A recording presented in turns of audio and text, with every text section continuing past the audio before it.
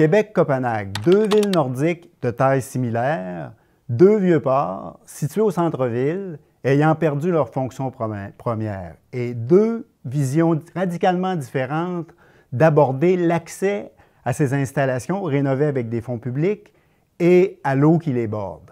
À Copenhague, voilà les préoccupations qui ont guidé cette revitalisation. According to sociologists, Copenhagen is home to the happiest people in the world.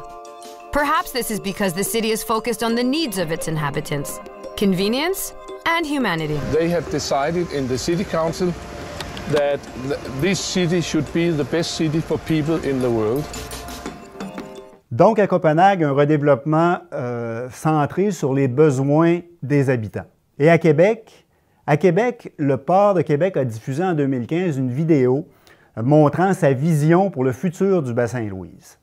Je vous laisse juger par vous-même si ce redéveloppement est à l'échelle humaine, s'il augmentera le confort des habitants et s'il répond aux besoins des habitants. S'inspirant de grandes villes portuaires du monde, le Port de Québec propose de créer un nouveau milieu de vie autour d'un plan d'eau unique. Le quartier portuaire du Bassin-Louise, un projet signature totalement intégré à la trame urbaine pour créer une véritable vie de quartier connectée sur la ville. Il y a des projets encore du Port de Québec de construire des blocs appartements sur le bord du bassin intérieur. Et moi, ce qui me fait de la peine si on fait ça, c'est que c'est sûr que c'est pas moi qui vais aller rester là parce que j'ai pas les moyens. Ça va être des gens riches qui vont aller rester là.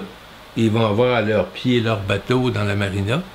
Il n'y a pas de prix pour ça. Hein. Des gens qui se promènent en Mercedes sont capables d'avoir un bateau et un appartement. Puis moi, je peux pas. Alors, je serai assurément pas dans ce groupe-là. La vision du Port de Québec pour le Bassin-Louise vous inspire-t-elle le même sentiment qu'à M. Jean Bordelot? C'est lui qui, au début des années 70, a sauvé in extremis le Bassin-Louise de la disparition. Nous y reviendrons. Il suffit de dire que sans Jean Bordelot, il n'y aurait plus de discussion possible à propos d'un futur distinctif pour l'endroit, puisqu'il n'y aurait tout simplement plus de bassin. Comme M. Mario Girard le précise, ce projet-là, il s'agit d'une esquisse, alors on peut encore le modifier et on cherche quand même à savoir comment. Le documentaire que vous allez voir va traiter de l'âme que l'on pourrait, que l'on devrait donner au bassin Louise, intérieur et à son pourtour. Et il va vous montrer également comment, avec un premier geste concret, on peut amorcer cette transformation. Avant d'en arriver là, on va faire un bref retour en arrière, un historique du bassin Louise qui va nous permettre de comprendre comment cet équipement-là a évolué dans le temps dans la ville de Québec et vers quoi il devrait évoluer dans l'avenir. Et en cours de route, vous allez, de façon un peu étonnante, vous rendre compte que ceux qui ont eu un impact majeur dans les transformations depuis 1970 ne sont pas forcément ceux auxquels on penserait naturellement. Vous allez constater que le port et la ville peuvent se tromper et que les citoyens peuvent avoir raison. La première chose qui est importante à dire lorsqu'on parle de l'histoire du Port de Québec, c'est de dire l'importance que le port a joué dans le développement historique de la ville de Québec. Il faut savoir que dans la première partie du 19e siècle, la ville de Québec, c'est le Port de Québec essentiellement. Le Port de Québec recouvre l'entièreté de ce qu'était la ville de Québec à cette époque-là. La rivière Saint-Charles a la construction navale, le bord de l'eau, la pointe à Carcy, c'est les grands quais, et les anses à bois vont jusqu'à Sillery. Donc, il y a des milliers de personnes qui gagnent leur vie dans la construction navale et dans l'importance du bois, dans l'exportation du bois vers l'Angleterre.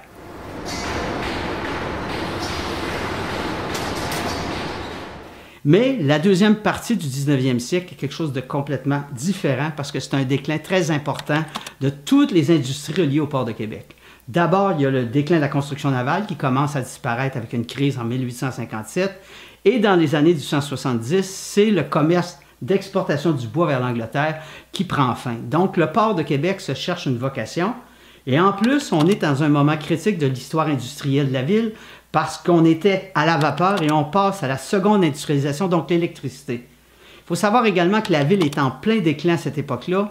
La population de la ville stagne à 60 000 habitants durant plus d'un demi-siècle, de 1850 à 1900.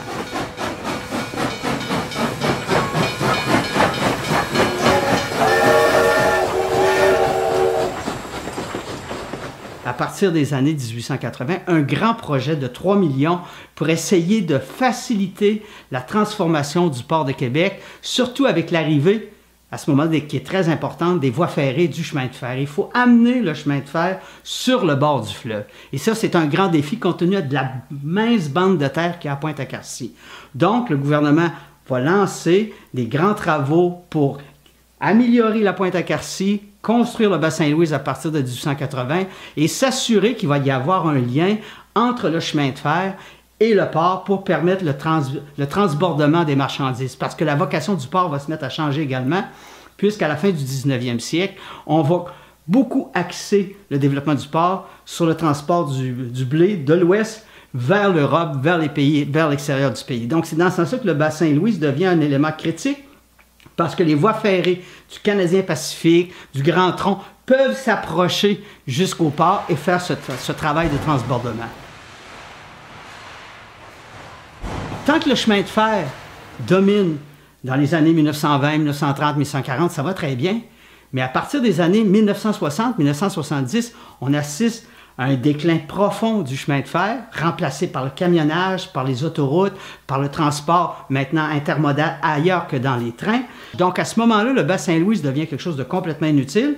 On décide à ce moment-là de commencer à le remplir, à le faire disparaître parce qu'il a perdu sa vocation économique et sa vocation sociale. Après avoir appris par un de mes amis qu'on était en train de remplir le Bas-Saint-Louis, ce que je n'avais pas remarqué, parce que le Bas-Saint-Louis, à l'époque, c'était quelque chose de passé date. Les bateaux l'utilisaient à peu près plus, le bassin intérieur. Il n'était pas entretenu. Alors il me dit, la direction du port est en train de faire remplir le Bas-Saint-Louis pour le vendre. Et lui, il travaillait au port, alors il ne pouvait pas se prononcer directement vis-à-vis ses autorités. Alors moi, ça m'a intéressé parce que mon père avait des bateaux, parce que je naviguais, parce que... En 69, les grands travaux qui vont transformer radicalement la colline parlementaire s'amorce. La construction de nouveaux édifices, le H, le G, les grands hôtels, le Hilton, le Delta, l'autoroute Dufresne-Montmorency génèrent des dizaines de milliers de tonnes de déblais dont les constructeurs doivent se débarrasser. Le port de Québec, qui a décidé, lui, de combler le Bas-Saint-Louis, offre à ses constructeurs d'éliminer leurs déblais dans le bassin. Je suis allé voir le directeur du port pour m'informer pour quelle raison le Bas-Saint-Louis, le vieux Bas-Saint-Louis, qui était un endroit historique à Québec, pour quelle raison le port n'avait pas pensé à le réutiliser autrement, en ouvrant des restaurants autour, des bars, puis en réorganisant l'intérieur du bassin pour qu'il serve aux bateaux. Et ben voilà. Alors, il m'a dit, écoutez, le port, on le vend, le terrain, on le remplit, puis on le vend. 2 millions. Si ça vous intéresse, vous l'achetez. Puis si ça vous intéresse pas pires amis. À l'époque, le maire Lamontagne était maire de Québec. Il était aussi membre du conseil d'administration du port de Québec. Il était donc au courant de tout ce qui se passait dans le Bas-Saint-Louis. C'était sur son territoire, en réalité, même si c'était un territoire fédéral. Et il ne s'est pas opposé, donc ça faisait son affaire. Mais ça ne m'empêchait pas, moi, comme citoyen, de me demander si c'était la meilleure idée qu'il y avait eue. Lorsque Jean Bordelot entre en action, le Bas-Saint-Louis intérieur est déjà comblé aux 2/3. Et c'est uniquement une question de mois avant qu'il ne disparaisse complètement pour devenir un espace industriel. Tout cela sans consultation publique, avec la bénédiction du port de Québec et du maire de Québec. Quand j'ai vu ça, puis comme je connaissais les gens de la Marina de Québec, puis comme le maire, Le ministre des Transports fédéral, M. Jean Marchand, était membre de la Marina de Québec, comme c'est lui qui était le responsable du bassin Louise.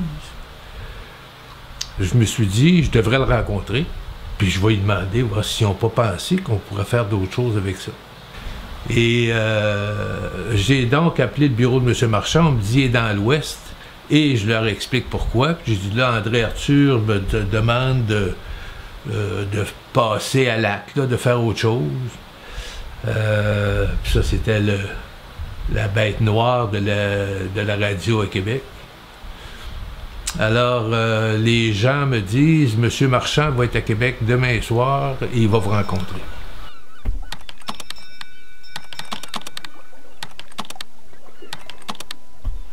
Alors, je me présente sur la Grande Allée à son bureau, à l'heure qu'il me dit, 7-8 heures le soir. Et dans son bureau, il y a le directeur du port de Québec que j'avais vu et qui m'avait dit, tu le veux, 2 millions, tu veux pas payer 2 millions, oublie ça. Alors, monsieur le directeur du port était là, puis monsieur Marchand me demande qu'est-ce que je veux exactement. Alors, je lui explique que j'ai vu dans des livres, que j'ai vu en photo, que j'ai vu des vieux ports partout en Europe qui sont restaurés, qui sont réutilisés de 2 façons, pour les bateaux, mais aussi pour le monde. Puis on conserve l'aspect historique des villes. Puis... Fait qu'il me dit... oui, ce que vous dites là est intéressant. Alors le directeur du port l'interrompt. Excusez, monsieur le... Il dit, attendez-vous. Il dit, ce que vous me dites là est intéressant. Il dit, c'est vrai qu'on devrait penser à ça.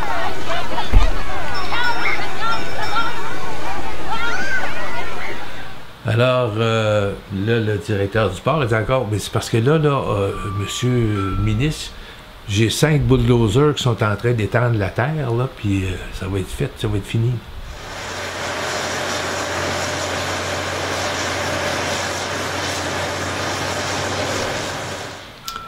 Alors, le ministre regarde le directeur du port, puis il dit, excusez-moi, il dit, avez-vous le téléphone au port de Québec?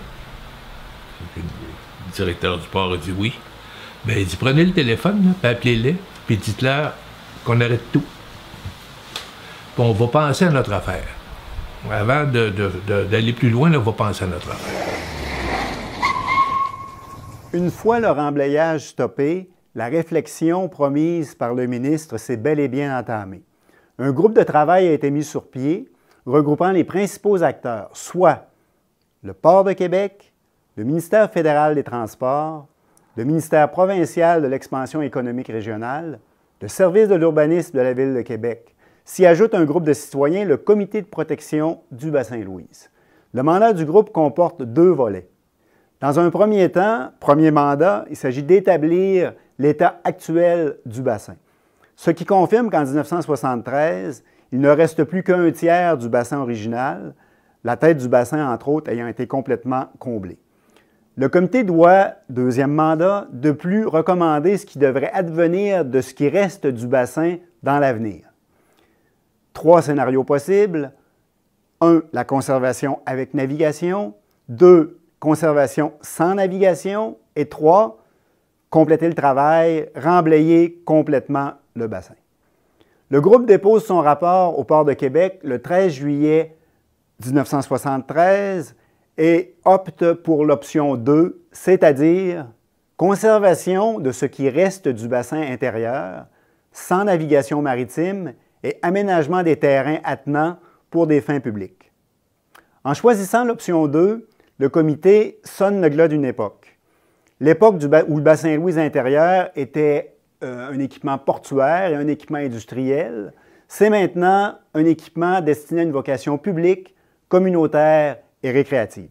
Une recommandation d'autant plus significative que la Ville de Québec, le gouvernement fédéral et le gouvernement provincial siègent sur le comité, donc c'est donc unanime cette nouvelle vocation du bassin Louise. Celle du Port de Québec qui, ne lâchant pas le morceau, écrit qu'il est en désaccord avec une vocation touristique pour le bassin Louise et estime qu'une vocation industrielle du site serait compatible aux politiques urbaines de la Ville de Québec.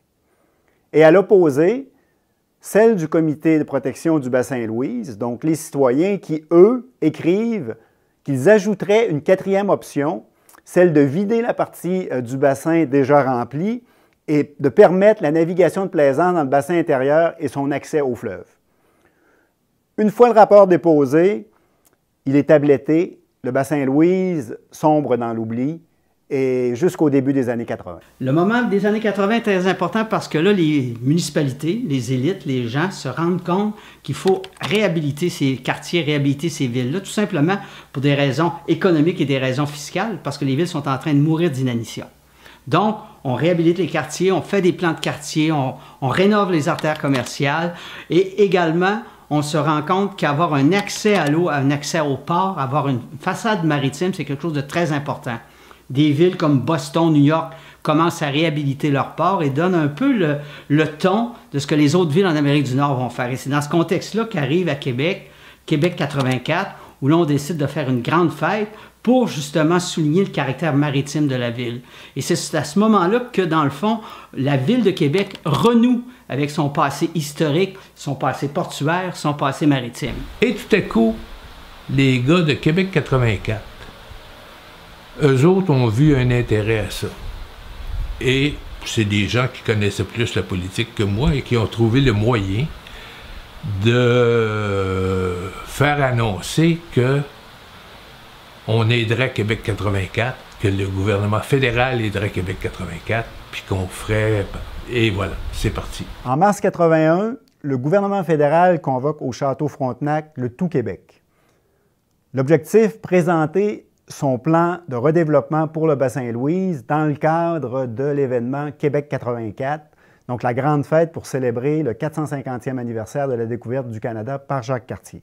Il y a 3 ministres sur place, dont Gilles Lamontagne, ministre fédéral des Postes, mais ancien maire de la Ville de Québec.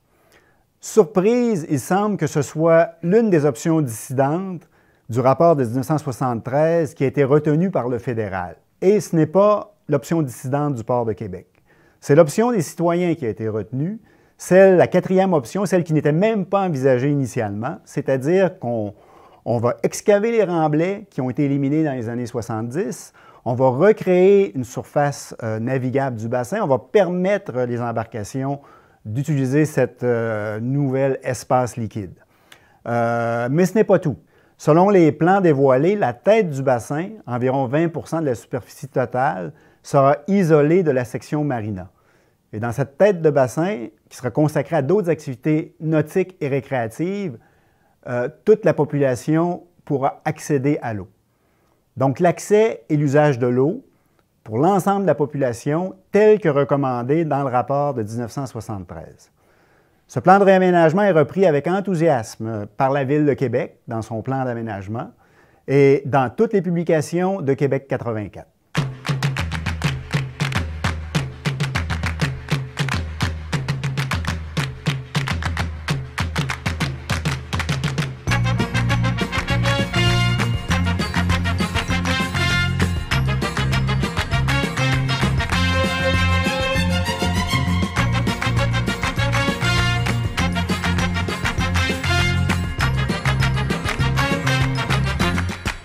Une fois la poussière de Québec 84 retombée, il a toutefois fallu se rendre à l'évidence et constater que seulement la partie marina du projet du bassin avait été construite. Le public se contentera donc d'admirer les bateaux et leurs propriétaires de la rive, puisque la promesse fédérale de 1981 de donner l'accès à une partie du bassin a été brisée in extremis. On n'aura jamais su comment cette décision-là avait été prise, ni même pourquoi.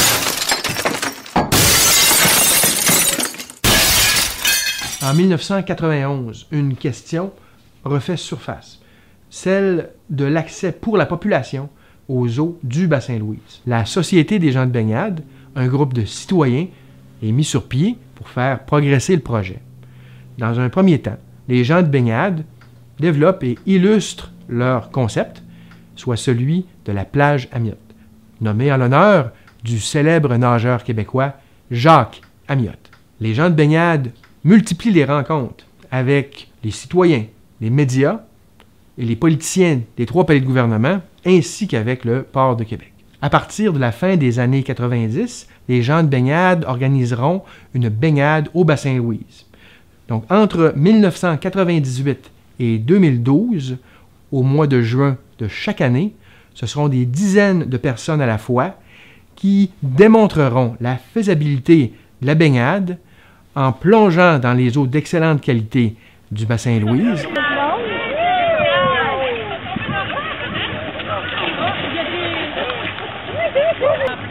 Ouais! Dans la plus belle ville au monde! On y retrouvera des élus fédéraux, des élus du Québec, des élus de la Ville de Québec, voire des experts en santé publique, etc. On présumait souvent à l'époque que la qualité de l'eau au bassin Louise ne pouvait permettre la baignade. Avant la proposition de plage de Léon Snow, seulement, il n'y a que le port de Québec qui timidement s'était intéressé à cette question. Toutefois, une fois le projet de plage lancé, en 1991, et c'est un signe que ça ne soulevait pas que de l'amusement, les campagnes d'échantillonnage au bassin Louise se sont succédées à un rythme assez serré. Et je vous laisse juger par vous-même des résultats.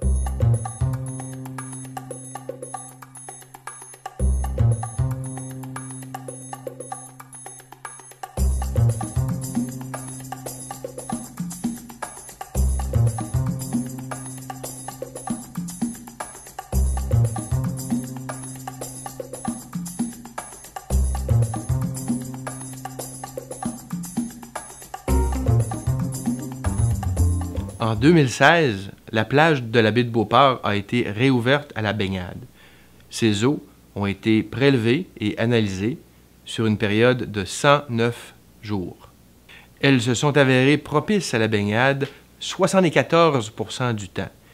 Un excellent résultat, justifiant le maintien de la baignade à cet endroit pour les années à venir. Entre 1988 et 2009, l'eau du bassin Louise intérieur a été prélevée et analysée, au total pour une période de 138 jours. L'eau du bassin s'est avérée propice à la baignade 94% du temps. En 2009, la dernière année où les eaux du bassin intérieur ont été échantillonnées, ces eaux étaient propices à la baignade 98% du temps. Croyez-le ou non, la mauvaise qualité de l'eau du bassin Louise intérieur continue à être évoquée à l'occasion comme raison pour en interdire l'accès et la baignade au public. Bien que dans ce projet, les contacts entre les usagers et le fond du bassin soient à toute fin pratique exclus, faisons ici un bref aparté pour parler de la qualité des sédiments qui, comme la présumée mauvaise qualité de l'eau, est invoquée à l'occasion pour s'objecter à l'idée de baignade dans le bassin Louise. En 2017, la Société des gens de baignade a procédé à des demandes d'accès à l'information pour obtenir de la Ville et du Port de Québec toute information qu'ils posséderaient sur la qualité des sédiments du fond du bassin. Dans les deux cas, la réponse a été que ni Québec ni le Port n'avaient d'informations à ce sujet.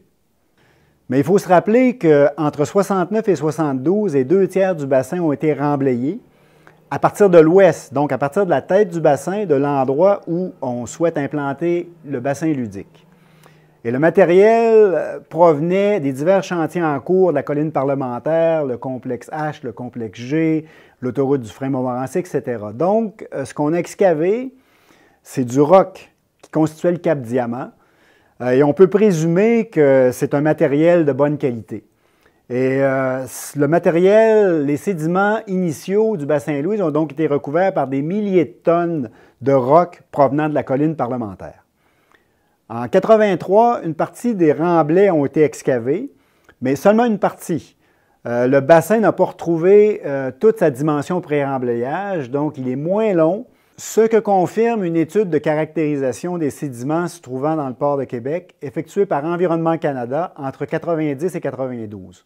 On lit dans cette étude que dans la partie ouest du bassin Louise intérieur, on retrouve des matériaux de remblais hétérogènes, très compacts, d'une épaisseur de 4,5 mètres, provenant de diverses excavations sur la colline parlementaire et près de l'autoroute du Frein-Montmorency.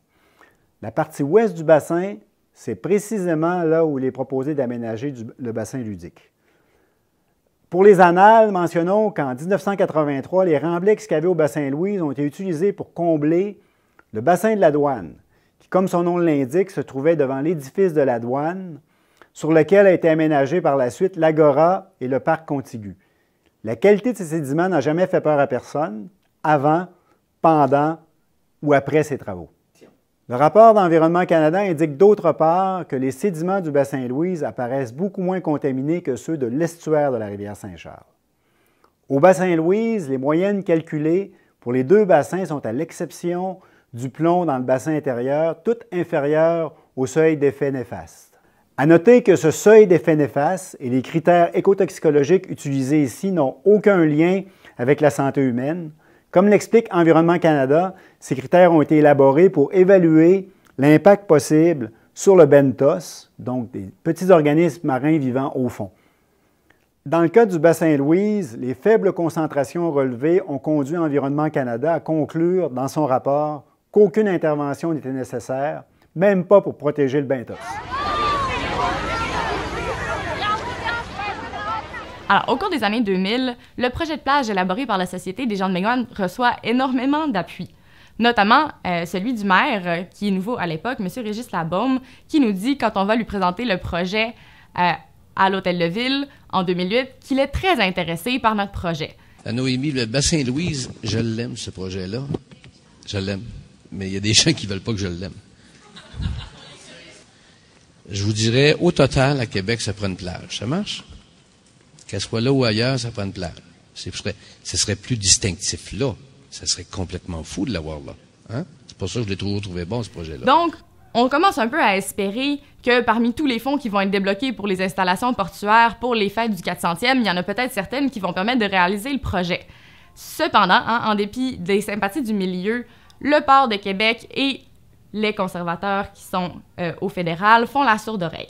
Une des raisons invoquées va être le coût élevé du projet, mais il n'y a aucune étude de faisabilité qui a été réalisée. En conséquence, il n'y a pas d'estimation réaliste des coûts qui auraient été faits.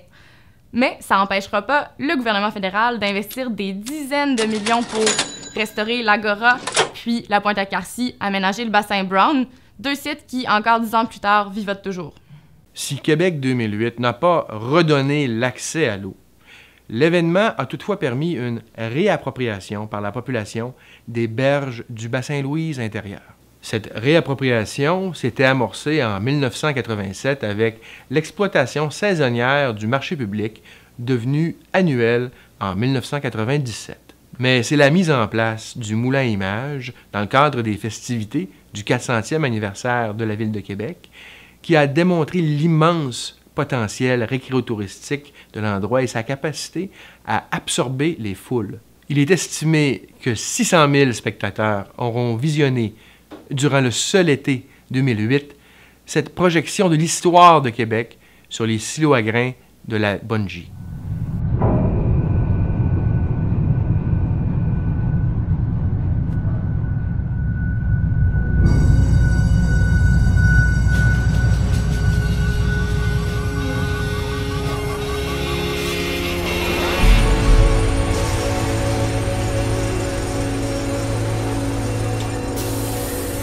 Depuis, le bassin Louise est devenu un lieu festif d'envergure où se succèdent les événements de masse tels que le Festibiaire, Bordeaux Fête le Vin, Plein Art et bien d'autres. Si les berges sont bondées à l'occasion de ces événements-là, elles demeurent la majorité du temps tout à fait vides et le plan d'eau, lui, inaccessible.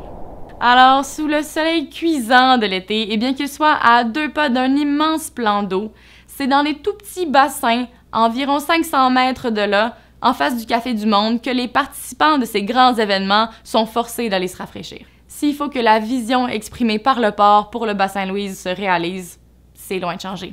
Bien connecté au voisinage, c'est un site vivant et coloré qui se développera en un milieu de vie complet comprenant un tout nouveau secteur résidentiel. Une offre variée d'habitations, passant de la maison de ville au condo distinctif, qui profitera de la proximité d'espaces verts et de commerces à même le site.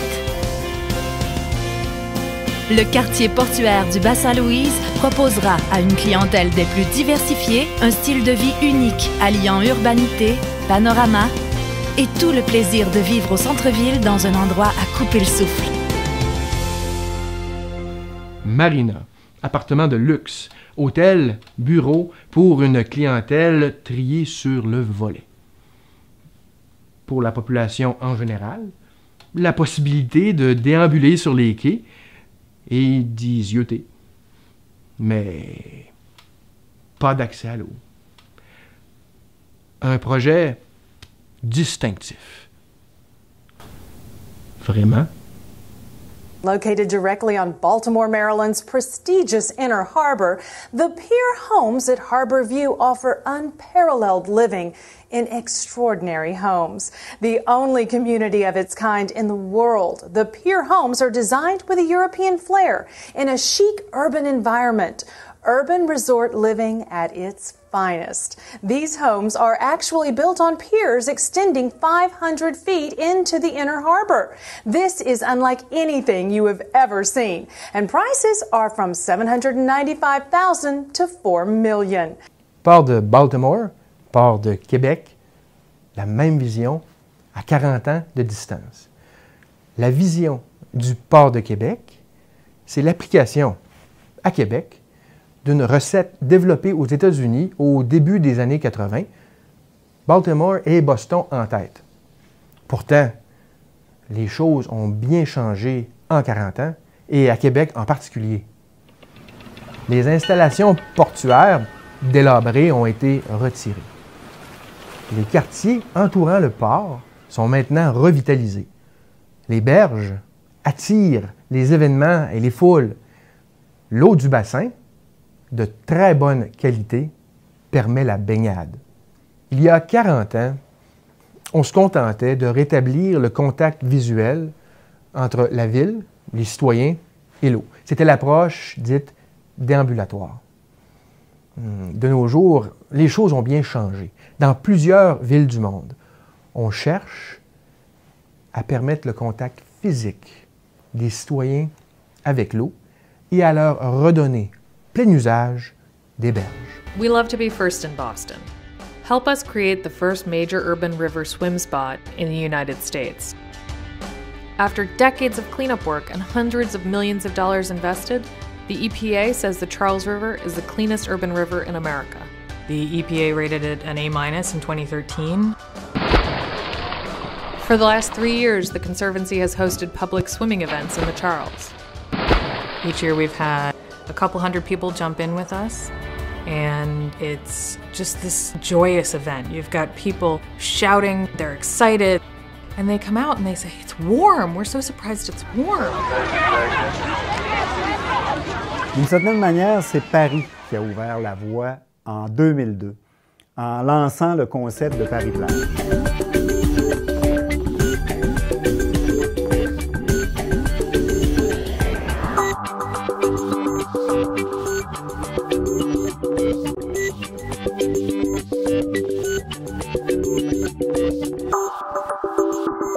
Paris-Plage, c'est dans un premier temps la fermeture de la voie rapide Georges Pompidou sur une distance de 3,5 km.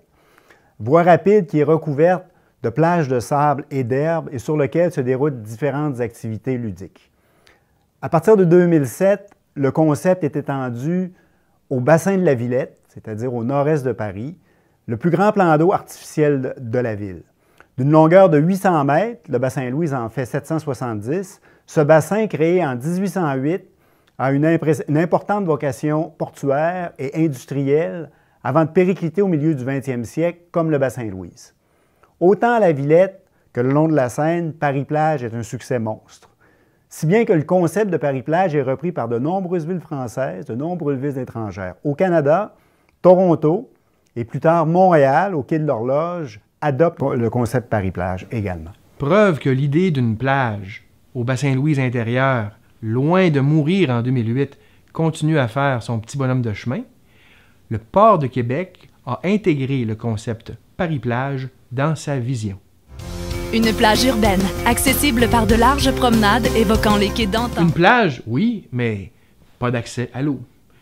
Pour le port de Québec, on n'a peut-être pas saisi l'approche parisienne. On établit une plage sur quai, oui, sans accès à l'eau, mais c'est uniquement une étape intermédiaire. À Paris, l'objectif demeure de rétablir un contact direct entre la population et l'eau dès que la qualité de cette dernière le permettra. Pour la Seine, l'objectif est clair.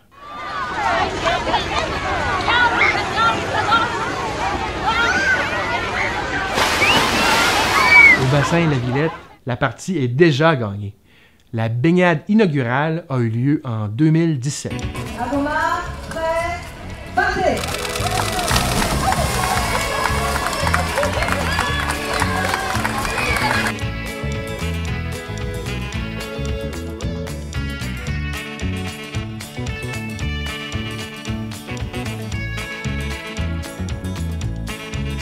C'est vraiment un rêve qu'on avait depuis longtemps, rendre cette eau propice à la baignade. Donc nous sommes avec des contrôles de qualité de l'eau, avec beaucoup de sourires, beaucoup de cris, avec l'envie aussi que les enfants apprennent à nager. Donc on le fait aussi avec la fédération de natation. Et ben, je suis très heureuse, je suis une mère heureuse.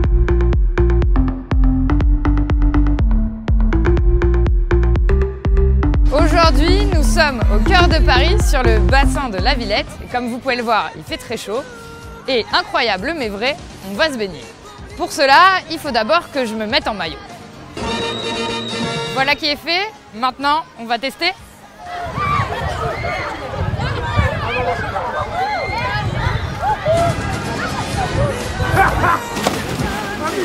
Ah, elle est bonne.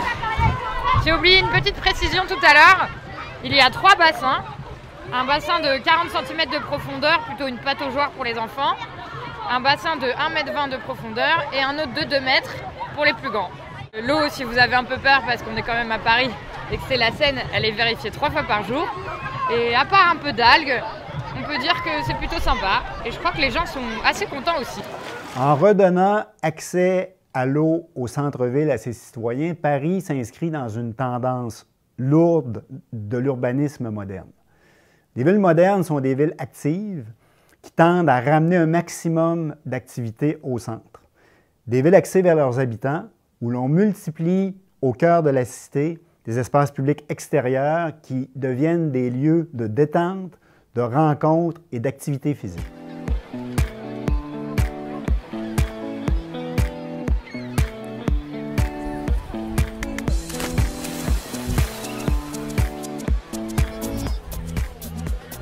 Dans ce contexte, la présence d'un plan d'eau au centre-ville est une véritable bénédiction. Les villes qui ont cette chance sont prêtes à faire beaucoup pour retrouver accès et usage à l'eau, créer des lieux de marque et décupler le pouvoir d'attraction de ces endroits. À Oslo, on investit massivement pour créer de toutes pièces un bain portuaire.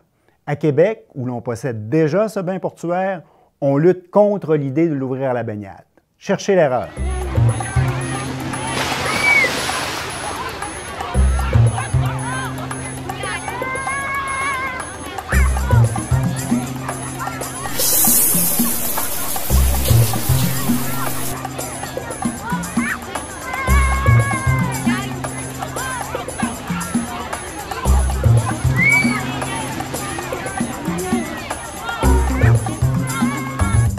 La pionnière de ce retour à l'eau, c'est sans conteste la ville de Copenhague. En plein cœur de la ville, Islandsbrygge, le quai d'Islande, borde un ancien quartier industriel désaffecté depuis les années 60, exactement là, comme le bassin Louise. En 1984, oui, Copenhague aménage un parc sur le quai d'Islande, ce qui ramène des gens, ce qui ramène l'animation, un peu comme Québec a fait avec l'été Mer et Monde pour le bassin Louise. Ici s'arrête le cheminement parallèle de Copenhague et Québec, du quai d'Islande et du bassin Louise. En 2002, Copenhague donne un grand coup et aménage le long du quai d'Islande, dans les eaux du détroit de l'Øresund qui traverse la ville, un bain portuaire. Donc une sorte de passoire géante immergée qui permet aux habitants de plonger dans la mer. Ce faisant, la ville redonne accès à l'eau à sa population au cœur de la ville. En quelque sorte, le retour à l'eau que les autorités fédérales et portuaires ont refusé à Québec en 2008 pour le bassin Louise. This is a harbor bath that we designed and built up in 2002-2003. It's floating on the water of the harbor of Copenhagen. It's a very busy place in the summertime. You can see thousands of people basically lying on the grass. The design is playful, you know, it's casual, people can come in and go, it's not very regulated. The bath itself is quite simple. It's got 3 main pools. We actually stretched it as long as we could within the given area that we had, which makes it a swimming length of more than 80 meters. So you have like 3-4 different spots where you can jump from. Il ne faudrait pas croire que l'aménagement d'un bain portuaire au quai d'Islande constitue la solution désespérée d'une ville autrement dépourvue d'accès à la mer. Copenhague est littéralement ceinturée par la mer et on trouve de nombreuses plages. Comme par exemple le parc-plage Amager, localisé à 5 km du centre-ville, 3 stations de métro, 15 minutes en vélo, donc en plein centre-ville. La plage fait 4,6 km de long, donc elle est plus longue que la plage de la baie de Beauport, et couvre une superficie de 60 hectares. Avec son bain portuaire au centre-ville, Copenhague souhaitait créer une expérience différente. En même temps, revitaliser un ancien secteur industriel, conférer un cachet particulier à ce secteur de la ville, ramener en plein cœur de la ville un contact direct et essentiel avec le milieu, avec la nature. Au final, la plage et le bain portuaire ne sont pas en compétition, ils sont complémentaires. Ils offrent des expériences différentes et appréciées par les citoyens. J'ai rencontré à Copenhague les responsables de l'implantation de ce bain portuaire et ils sont absolument enchantés par ce qui a été fait en 2002. Des milliers de personnes, en 2013 par exemple 72 000, s'y sont rendus, attirés par la nouvelle possibilité de contact direct avec l'eau. La tour plongeon est devenue le symbole d'une nouvelle Copenhague, verte, ludique, conviviale. I am Greater Copenhagen. Imaginez se baigner en eau libre en plein cœur de la ville. Depuis, Copenhague a ouvert 2 autres bains portuaires dans les eaux intérieures de l'Øresund. Jusqu'à quel point le bassin Louise est-il un bon candidat pour recevoir un bain portuaire? Il faut faire un détour par Vancouver pour avoir une réponse à cette question. At the north end of Bute Street sits a public dock, which looks out at, among other things, the floating fuel station. And while thousands of people every day use the seawall, almost no one ventures out here. That might change, given the right space. A type of space that provides an opportunity for the full array of the citizens of the community to engage with the water, to touch the water. The Cole Harbour deck is the brainchild of HCMA architecture and design. Daryl Condon saw similar structures all over Scandinavia and thought this would be the perfect spot for something similar. Not quite pool, not quite park, but all public space. And the early reviews are enthusiastic. Well, I think it's a fantastic idea, and connecting us back to the water, which I think we've become somewhat disconnected to. Comme vous l'avez vu, Vancouver envisage la mise en place d'un bain portuaire. La ville étant entourée d'eau, au départ, 7 sites potentiels ont été identifiés. À l'étape suivante, une grille d'analyse a été appliquée à chacun de ces sites afin de déterminer l'endroit idéal qui s'est avéré être Cole Harbour. Comment se classerait le bassin Louise si on lui appliquait la grille développée à Vancouver?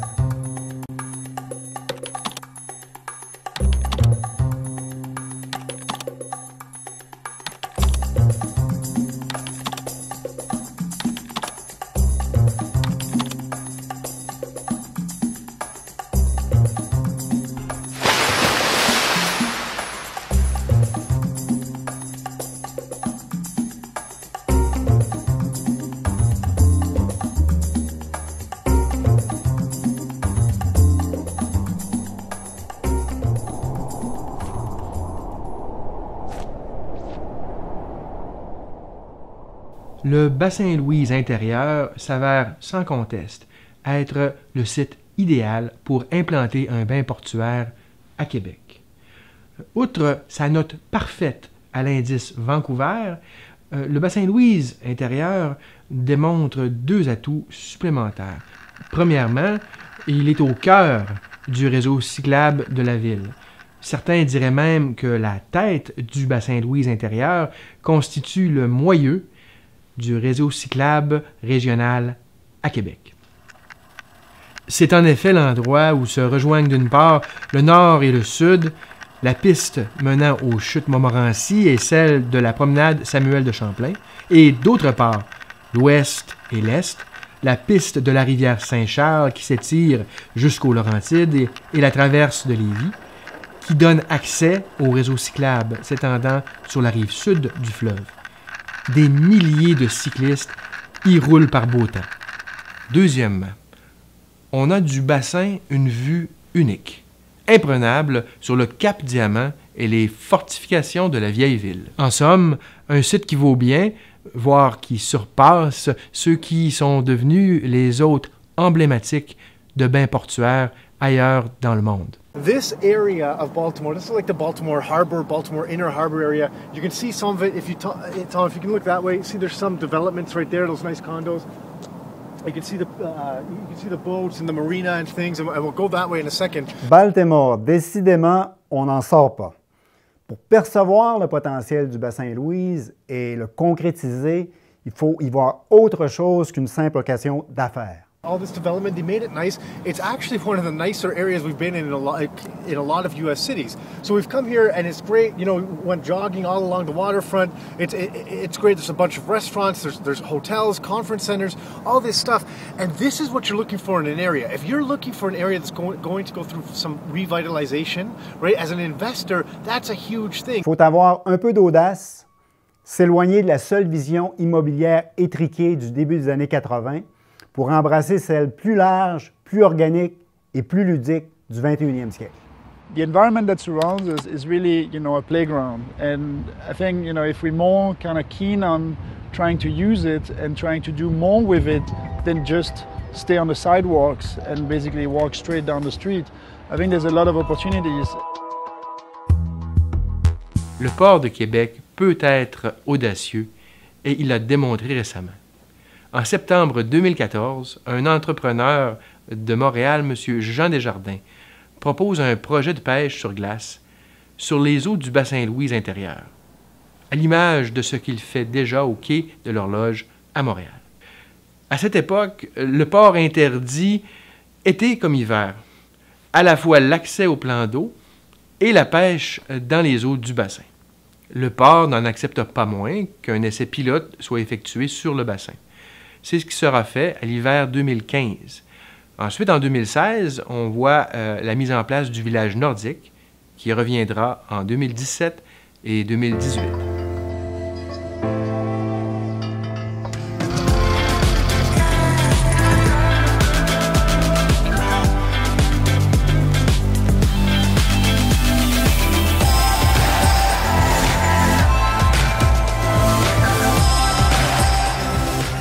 Le village nordique accueillera en 2 mois 35 000 personnes venues pêcher, patiner, s'amuser ou simplement déambuler dans un lieu devenu féerique.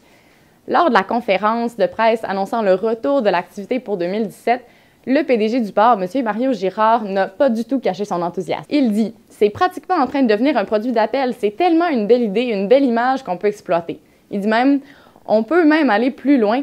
Je peux vous dire qu'il y en a plein d'idées exceptionnelles qui germent dans la tête des gens. »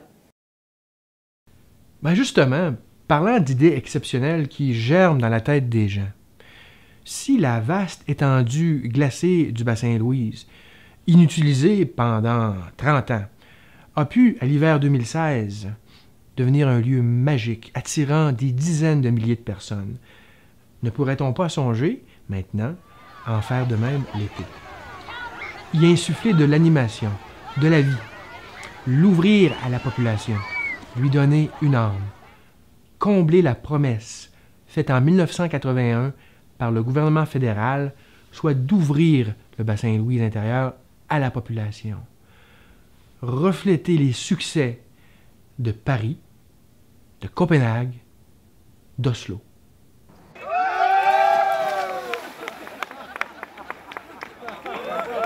Le tout rapidement, sans grands travaux d'infrastructure et à faible coût, et sans toucher à l'espace actuellement dédié pour les embarcations de plaisance. Voici ce qui peut se faire et comment on peut le faire.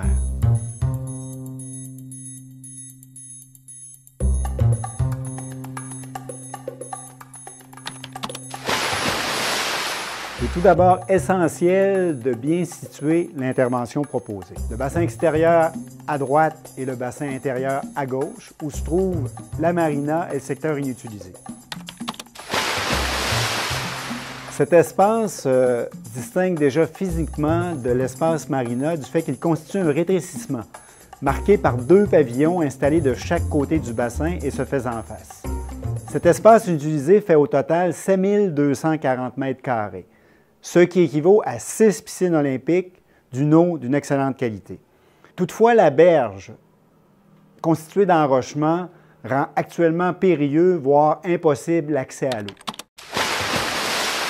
C'est ce concept que nous avons repris, 2 bassins distincts, séparés par une passerelle. Le bassin ludique, ouvert au public, se trouvant du côté ouest, en tête de bassin. La passerelle qui sépare physiquement le bassin ludique de la marina est constituée de quais flottants amarrés à la berge près du pavillon nord, le bassin restant ouvert du côté sud. Ces quais flottants sont identiques à ceux qui permettent aux usagers de la marina de déambuler sur les eaux du reste du bassin et de se rendre en toute quiétude jusqu'à leur embarcation. Cet aménagement, pontons flottants et rampes d'accès, permet de contourner le problème que constituent des berges inhospitalières à la tête du bassin. Plus nécessaire de se servir un coûteux reprofilage pour accéder à l'eau, on a procédé de la même façon à Paris et, dans l'exemple qui suit, à Copenhague.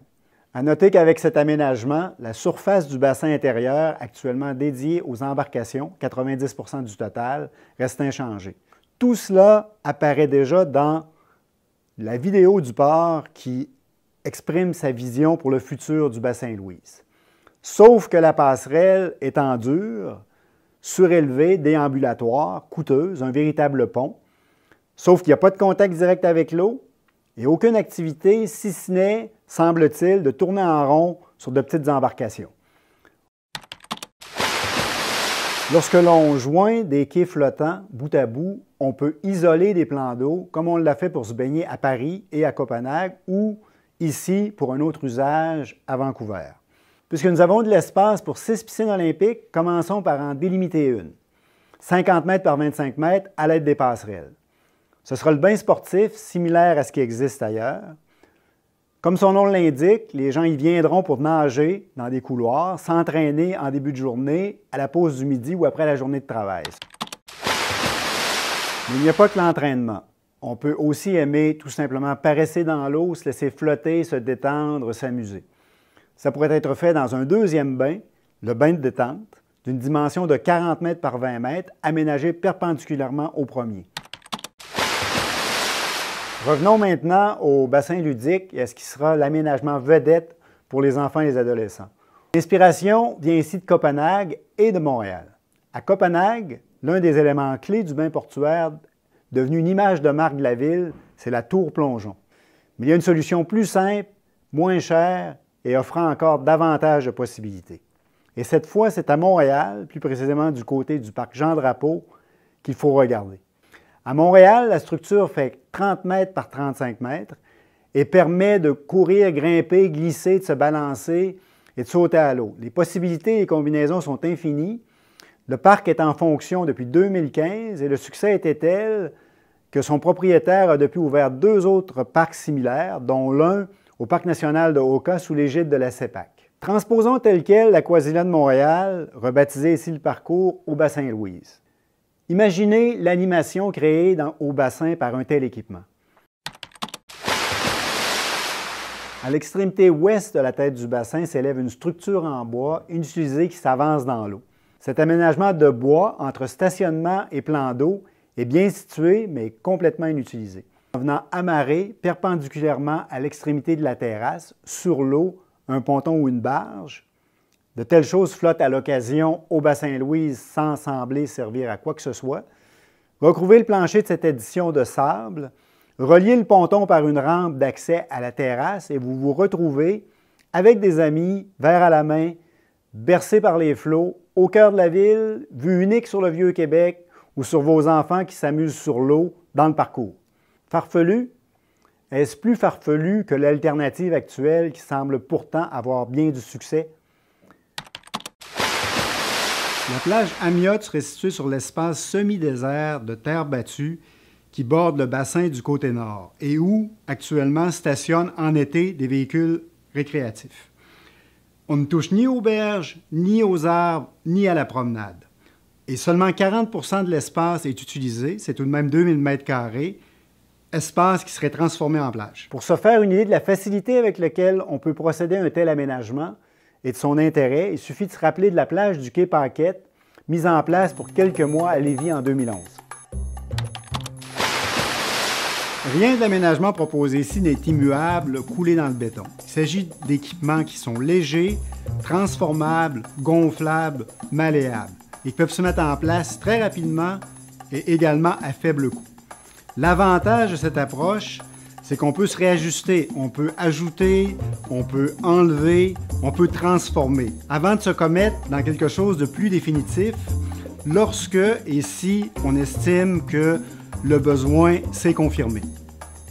En hiver, le bassin Louise intérieur était un lieu désert, abandonné, enseveli sous la neige, balayé par le vent. C'était avant.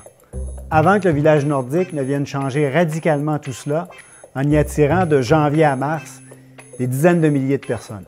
Car hiver comme été, la clé de l'intégration du bassin Louise à la trame urbaine qui l'entoure est évidente. Ouvrir le plan d'eau, l'élément distinctif du lieu, à la population. Une fois cette étape franchie, sur cette base solide, il sera possible d'imaginer la poursuite de la revitalisation de ce vaste espace au profit des habitants de la ville.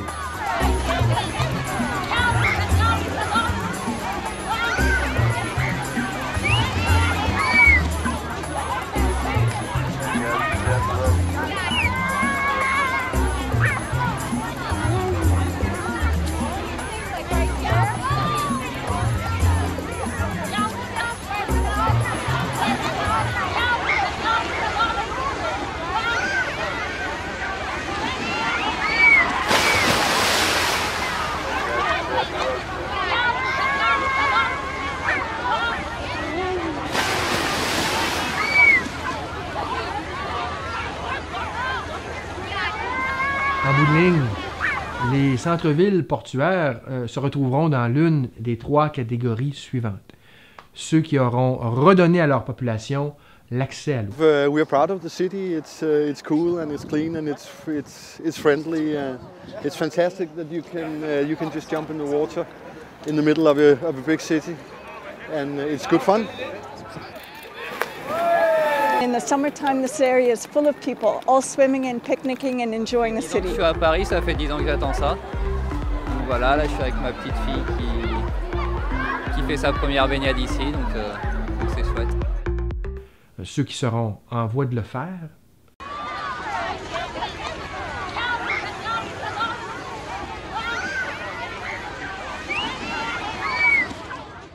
et ceux qui regretteront de ne pas l'avoir fait et qui devront bien s'y mettre un jour ou l'autre.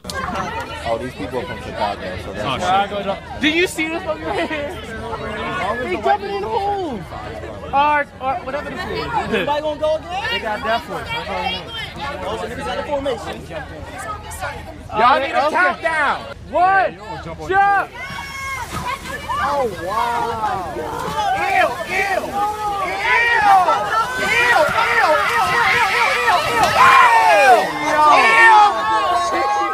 Des multiples raisons qu'on a nommées pour voir se réaliser ce projet-là, il y en a une qui est encore plus importante que les autres, puis dont on parle souvent pas, mais c'est le simple plaisir d'embarquer à l'eau, en fait.